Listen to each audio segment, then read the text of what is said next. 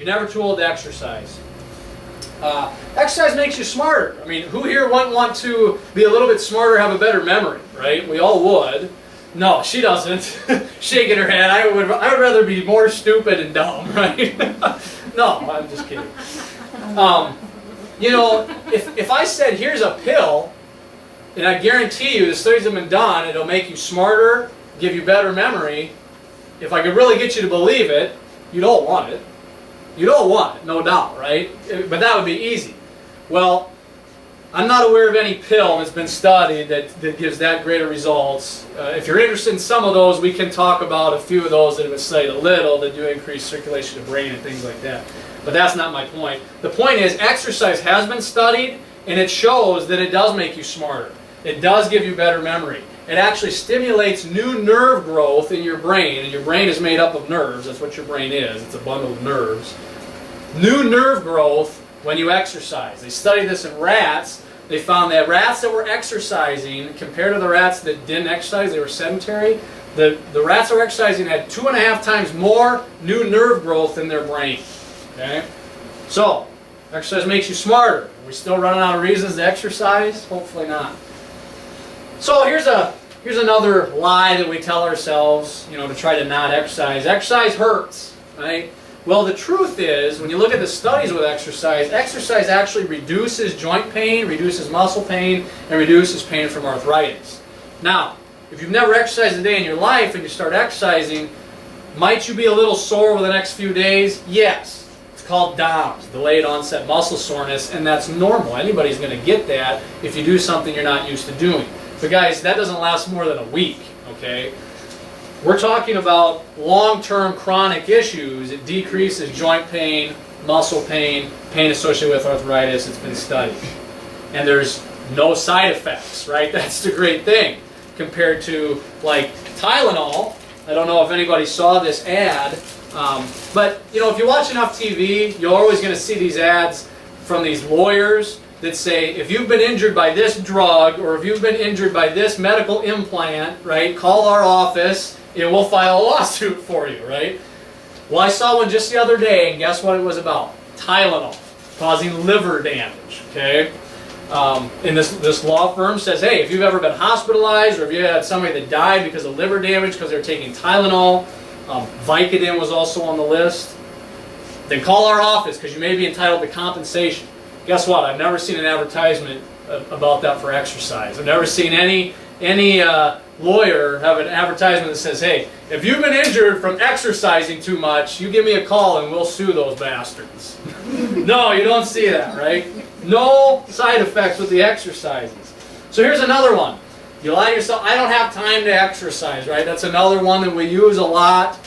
And guys, let me, you guys all won't raise your hands because you already know that it's a lie. So I messed up already. But if you can forget what I just said, how many people would say that they think it's a pretty effective way to lose weight to go jog for an hour?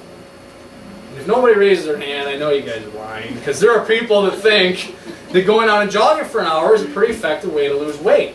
All you have to do is go down to one of the local gyms, go to Anytime Fitness, or go to Snap Fitness, and just sit and watch people exercise. They will come in there and they will jog on the treadmill, or they'll ride the elliptical machine for what, 30, 40, 50, 60 minutes. That's what most of them do. So you know that that's what they believe is the most effective to accomplish their goals. Otherwise they wouldn't do it, right? Most people don't just want to go do that for fun. There's a few crazy people, like maybe Renee does that for fun, I don't know. She does. But that's what most people think. But the truth is, that's a lie. You don't have to go spend an hour, 2 hours to accomplish your goals.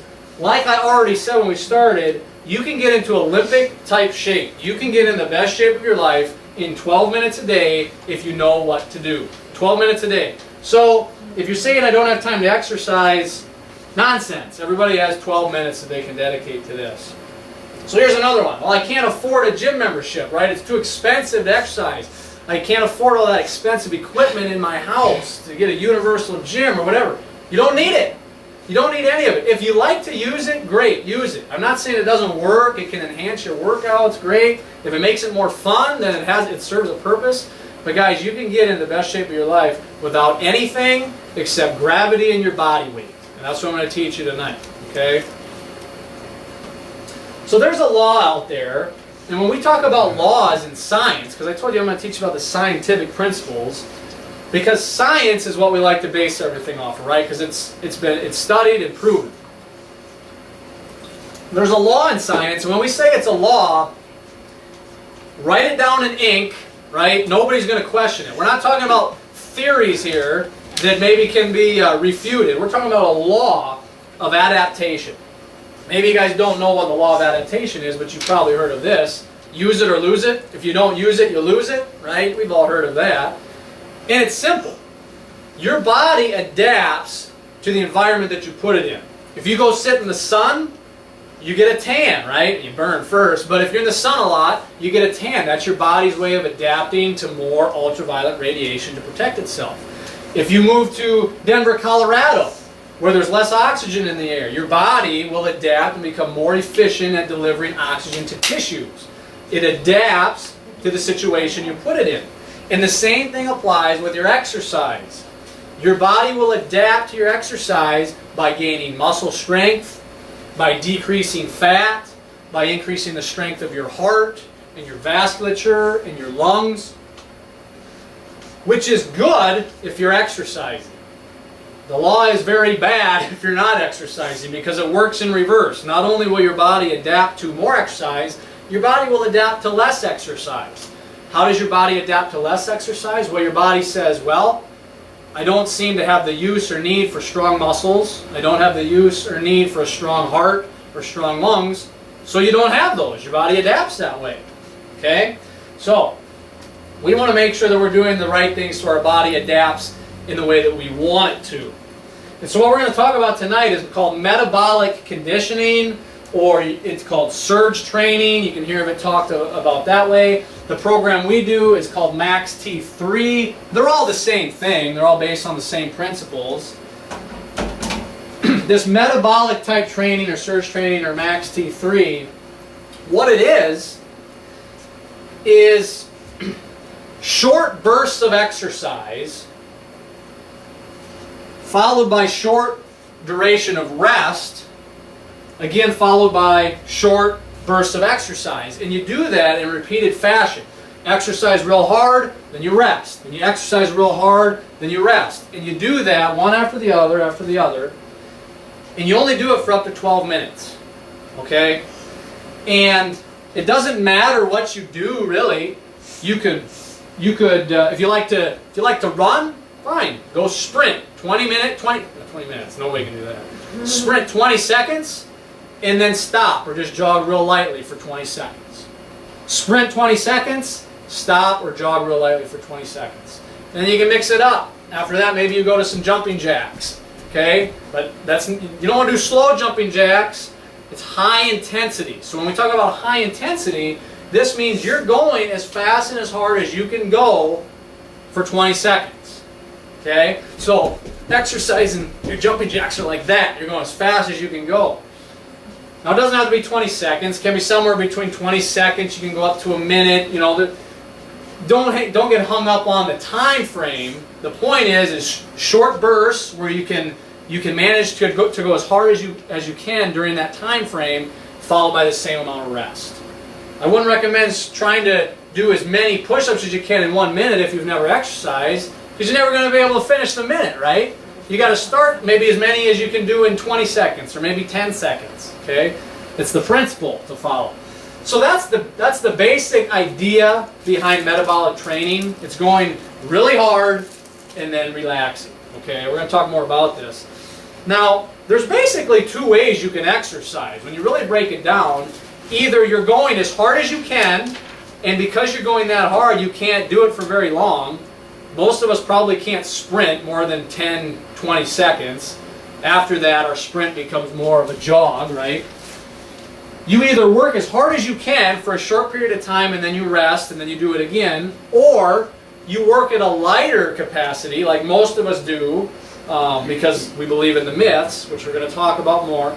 But most of us work at a lighter capacity where we can do it over a long period of time, right? Maybe just walking or jogging, whatever we do it at a more light to moderate pace that we can keep up for 30 to 40 to 50 to 60 minutes because we think we have to exercise that long to get anything out of it. So when you break exercise down, it's really either one of two things. You're either working really hard for a short period of time or you work less hard and you work longer. It's one or the other. Well, I'm going to tell you why one is great and one really isn't so great. Okay? Let's talk about the low intensity, long duration exercise. So again, this is the walking or jogging for an hour. Now don't get me wrong. All exercise has benefits, right? I mean, if you're out walking a mile, that's better than sitting on the couch. No doubt about it. That's a step in the right direction. But if your goal is to lose weight or get in great physical condition, I can tell you that going out and walking or just jogging for an hour is a fairly ineffective way to accomplish your goals, and it's very inefficient. It takes way more time than what's necessary. Why? Well, because when you exercise at a slow intensity, even though, yes, you're burning calories, burning some fat, if you guys go out and you jog enough, you can still burn fat. As long as you're burning more calories from your jogging, jog a lot, than you're taking in with your meals. If your calories going out is more than your calories going in, will you lose weight? Yeah, you'll lose some weight. Theoretically anyways, you should.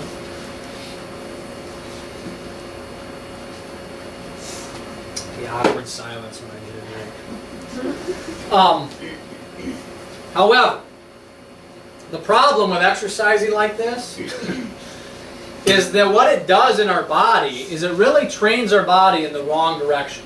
What happens when you exercise at this low intensity, it raises what's called cortisol.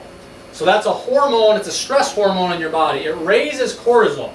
And what cortisol does, it's a hormone that basically tells your body, it says, we're going to increase your appetite, I'm going to make you want to eat more, and we're going to store fat. We're going to make sure we store fat on you so that for the next time you go out jogging, I've got some fat stores to get into.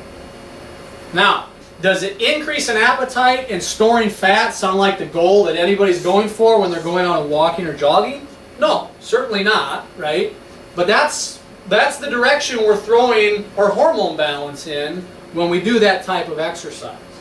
So our cortisol goes up, which we know we don't want, and it drives down our human growth hormone and our testosterone. Okay? And ladies, yes, you have testosterone too. It's produced by your adrenal glands right above your kidneys. You don't have nearly as much as males do that are produced by the testicles. But we all have testosterone. When you exercise at a slow pace, it drives down the testosterone, it drives down the human growth hormone. This is bad because testosterone and human growth hormone, they're hormones that tell your body to burn fat and to build lean muscle. Now that's starting to sound more like the goals that we have when we exercise, right? We want to burn fat and we want to build lean muscle. For guys, maybe we want to bulk up. For girls, maybe it's just to be nice and toned. But those are the goals that we're going for when we're exercising. Now, if you're a female and you're sitting there thinking right now, I don't want to get bulked up. I get this a lot from girls. They're afraid to do something where I'm telling them that it's going to increase testosterone because they're like, I don't want to bulk up, right? I don't want that type of physique. Well, I'm telling you that women do not produce enough testosterone to ever look like Arnold Schwarzenegger, okay? When you look at like bodybuilders, those women, most of them are taking something that's making their bodies look that way, or they're training at such an insane level, you're never going to have to worry about that unless you're trying to be a bodybuilder. So what I'm telling you is don't let that be another one of your fears or excuses to not do a Max T3 workout is, oh, I'm a lady and I don't want to bulk up. It's not going to happen. You're going to build nice, toned, lean muscle because you are going to raise your testosterone, but not enough to look like Arnold Schwarzenegger. Now, guys, on the other hand, we do have the capabilities to make enough testosterone in our own body where if that's your goal, you can do it with this program. I guarantee. Okay? You look at these athletes, Barry Bonds and Mark McGwire and all these guys that are getting in trouble for steroids and HGH and andro and all these things, if you follow sports at all. Guys, these are the same things I'm talking about. These athletes that are world-class athletes trying to get an edge on the competition, they take these things unnaturally to try to give themselves an edge. And what I'm telling you is that your body is its own chemical factory that has the potential to make these things to a certain level on their own.